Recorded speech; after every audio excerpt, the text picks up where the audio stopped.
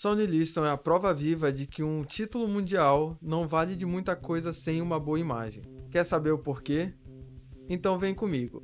Olá, eu me chamo Alan, eu sou publicitário esportivo e eu quero te ajudar a se divulgar como um verdadeiro campeão. Challenger, favorite of the odds makers, enters the ring. Sonny Liston, winner of 33 of 34 fights, 23 of them by knockout. The most formidable challenger the champion has ever met.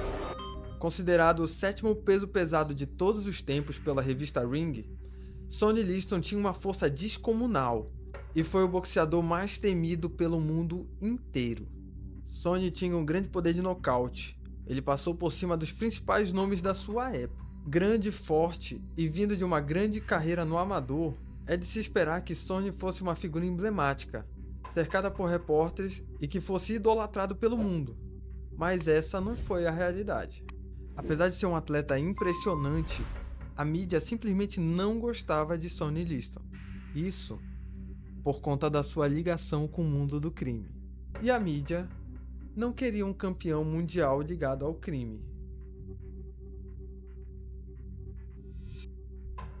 Com uma infância cercada por violência, primeiro pelo seu pai, que lhe batia sempre que podia, e segundo, na adolescência, cercada pela vida de crimes, onde era temido inclusive pela polícia.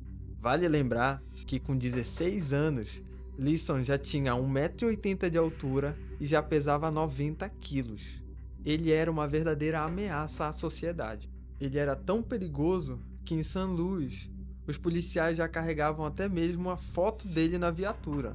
Em uma de suas 25 prisões, descobriu o boxe, percebeu que ele era um atleta nato.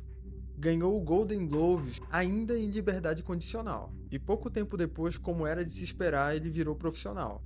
Mas só um detalhe importante. Nos anos 60, a máfia estava diretamente ligada às lutas de boxe. Apesar de ser comum a interferência da máfia no boxe, eles não precisavam fazer isso com as lutas do Liston, porque desde o início ele já se mostrava imbatível. E assim surgiu o campeão mais temido do mundo. Sonny era um gigante de 2,15 metros de altura que não tinha medo nem da polícia. Então você consegue imaginar o nível de perigo dele no ringue? 1 a 1, ele derrotou os principais nomes daquela época, inclusive o queridinho de todo mundo, Floyd Patterson. Patterson era cria de Cus D'Amato, o mesmo que décadas depois treinaria o icônico Mike Tyson. E não é difícil entender o favoritismo de Floyd. Ele era bonito, habilidoso e ótimo com o público e com a mídia. O representante ideal para um peso pesado negro no auge das lutas de raça nos Estados Unidos. Total o oposto de Liston. Liston era analfabeto e envolvido com vários escândalos e crimes, além da ligação dele com mafiosos brancos. Ele não era visto como digno para representar os negros. Por isso, o público depositou em Floyd Patterson a grande tarefa de frear Sonny Liston. E agora era o duelo do bem contra o mal. E eis que veio a bomba. Floyd caiu.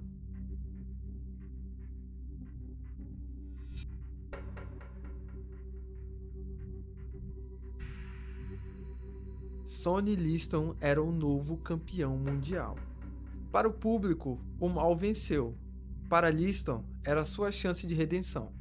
Ele achava que quando ele ganhasse o título mundial e fosse o lutador mais temido do mundo, ele ia ter uma vida normal e ia ter uma segunda chance de redenção com a mídia.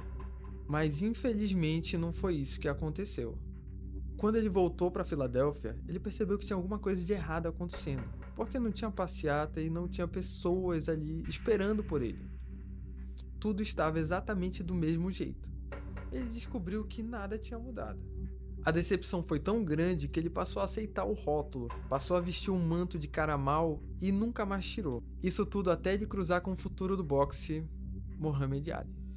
Ali também não era o modelo que a mídia mais gostava, mas ele sabia chamar a atenção e provocou Sonny Liston até o momento da luta deles.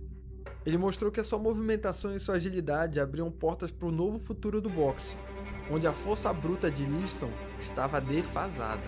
E então, o cara mais temido do mundo caiu. Get up there, Joe! Get up there! Get up in the ring! E depois ele caiu mais uma vez na sua revanche.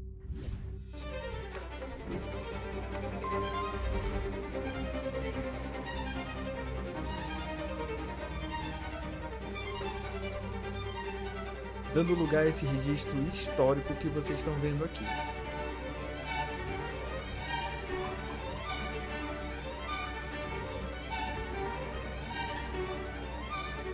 Era Liston que estava caído na famosa foto com Ali. E depois da sua derrota, Sonny se manteve fazendo algumas lutas, mas agora ele não era mais invencível. E a mídia simplesmente esqueceu ele a ponto dele ter que voltar a trabalhar com a máfia. E infelizmente ele acabou morrendo de maneira precoce, de uma forma muito suspeita. O Sonny Liston foi um grande campeão mundial. Ele mostrou que o seu cruzado fazia ele ser temido, mas não era o suficiente para ele ser amado. Mas e você?